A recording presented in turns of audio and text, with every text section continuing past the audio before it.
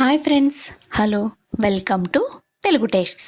చింతకూర రొయ్యలు ఒక్కసారి ఈ కూర ఇలా ట్రై చేయండి. ఎప్పుడులా రొయ్యల కర్రీ కన్నా ఇలా చేస్తే పుల్ల పుల్లగా చాలా టేస్టీగా ఉంటుంది. ఒక్కసారి ఇలా ట్రై చేయండి. కొంచెం ఆయిల్ వేసుకొని ఆయిల్లో మనం బాగా వాష్ చేసుకొని నీట్గా తొక్క తీసుకున్న రొయ్యలు అయితే వేసుకొని కాసేపు వేగనివ్వాలి. ఇలా వేగిన రొయ్యల్ని పక్కకు తీసుకొని అదే ఆయిల్లో కొంచెం పచ్చిమిర్చి వేసుకొని కాసేపు వేగనివ్వాలి. తర్వాత దీంట్లోకి ఆనియన్ టమాటో పేస్ట్ అయితే వేసుకోవాలండి. ఇది వేగుతున్న టైంలోనే దీంట్లో కొంచెం అల్లం వెల్లుల్లి పేస్ట్ వేసుకొని కొంచెం వాటర్ వేసుకొని బాగా మగ్గనివ్వాలి. ఇది బాగా మగ్గిన తర్వాత ఇలా బాగా మగ్గుతున్న టైంలో మనం దీంట్లోకి కొంచెం కారం అయితే వేసుకోవాలి. మన టేస్ట్కి సరిపడిన దానికన్నా కొంచెం ఎక్కువే కారం వేసుకోవాలి. ఎందుకంటే చింతకూర పుల్లగా ఉంటుంది కదా, అదే పుల్లగా ఉండడం వల్ల కారం తక్కువైతే పులుపు ఎక్కువైపోద్ది అనమాట.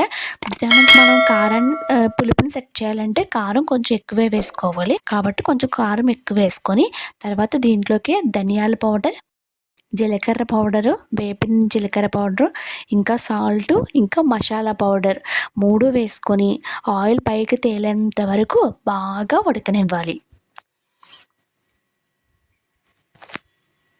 ఇలా బాగా ఉడికిన తర్వాత ఇప్పుడు దీంట్లోకి మనం ముందుగా వేయించి పెట్టుకున్న రొయ్యలు ఉన్నాయి కదండి, ఆ రొయ్యలు కూడా వేసుకొని కాసేపు కలుపుకోవాలి. ఇది కలుపుకున్న తర్వాత దీనికి మసాలా పడుతుందన్న టైంలో మనం చింతకూరని ఉంటుంది కదా, చిన్న చింతకూరని తెచ్చుకొని కాసేపు ఇలా బాగా మెదుపుకొని ఆ చింతకూరని ఇందులో వేసుకొని కాసేపు ఇలా కలుపుకోవాలి. ఇలా కలుపుకున్న టైంలో కొంచెం వాటర్ అయితే వేసుకుంటే చింతకూర రొయ్యలకి బాగా మసాలా అయితే పడుతుందండి. చింతకూర బాగా ఉడికేంత వరకు మనం వాటర్ అయితే వేసుకోవాలి. అంటే మినిమం 2 గ్లాసెస్ వాటర్ అయితే పడుతుందండి చింతకూర అంతా ఉడకడానికి.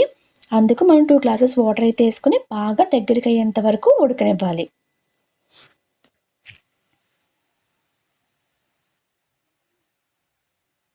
చింతకూర ఇలా బాగా మెదుపుకోవడం వల్ల ఏమిటంటే మధ్యలో చిన్న చిన్న కాళ్ళు అవి ఉండిపోతాయి కదా, అవన్నీ తీసుకోవడానికి ఈజీగా ఉంటుందండి. ఆకు మెదపకుండా వేస్తామంటే మనకి ఆకులా ఉండిపోద్ది అనమాట. కాళ్ళు కూడా మనకు తగిలితే చాలామందికి ఇష్టపడరు. కాబట్టి చింతకూర ముందు మెదుపుకొని అప్పుడు ఇందులో అయితే వేసుకోవచ్చు. నేనైతే లేత చింతకూర తీసుకున్నాను. ఇలా లేత చింతకూర తీసుకోవడం వల్ల చాలా టేస్టీగా ఉంటుంది, పులుపు కూడా బాగా ఎక్కువ ఉంటుంది అనమాట. ఇప్పుడు ఇందులో వాటర్ అయితే వేసుకున్నాం కదండి, వాటర్ మగ్గేంత వరకు బాగా ఉడకనివ్వాలి. ఇప్పుడు ఈ టైంలోనే మనం దీంట్లోకి సాల్ట్, కారం అన్నీ సరిపోయే లేదో బాగా చూసుకోవాలి.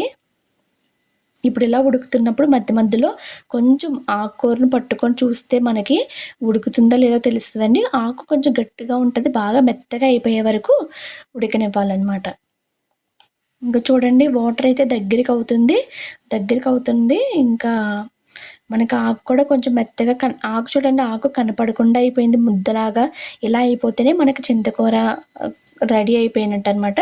ఇదిగోండి చూడండి వాటర్ అంతా దగ్గరికి అయిపోయింది. ఇప్పుడు ఇంకా చింతకూర రొయ్యల కూర అయితే రెడీ అయిపోయింది.